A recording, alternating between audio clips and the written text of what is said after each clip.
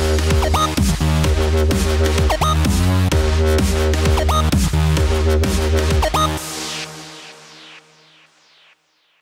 this is David Dusek, and after an opening like that, I better be good. Welcome to the inaugural edition of Ask the Expert, where you go ahead and send me questions on Twitter, and I, the expert, will try and go ahead and get you some answers that make sense. So the very first question comes to us from a guy named MJE. He wrote to me a couple weeks ago saying, been hearing that pros are going with lower spinning, higher lofted drivers. True.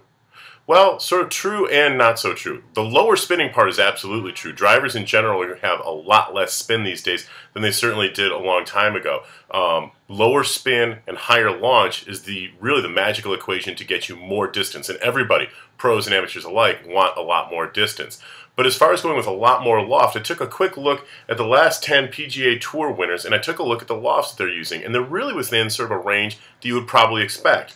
Jordan Spieth has 9.5 degrees of loft in his Titleist driver, Dustin Johnson 9.5, Padraig Harrington 9, James Hahn 9.5, and so on. Jason Day has 10.5 degrees of loft in his TaylorMade driver, and Patrick Reed has 8.5 degrees of loft in his Callaway driver. Now, that's pretty much the range that we would expect to see if you went up and down a driving range on the PGA Tour. Back in the day when guys used persimmon drivers, the very first metal drivers, they spun a lot more, so guys would go with lower lofts to try and offset that high spinning action. But now as drivers have less and less spin inherently in them, guys are able to go up in loft, and that's usually a good thing to get that high launch, low spin combination they're looking for. But you're really not going to see that many guys going above about 10.5 degrees of loft, and you're probably not going to see that many guys on the driving range now with drivers much less than about 8.5. There's a couple stray outliers out there, but not too many.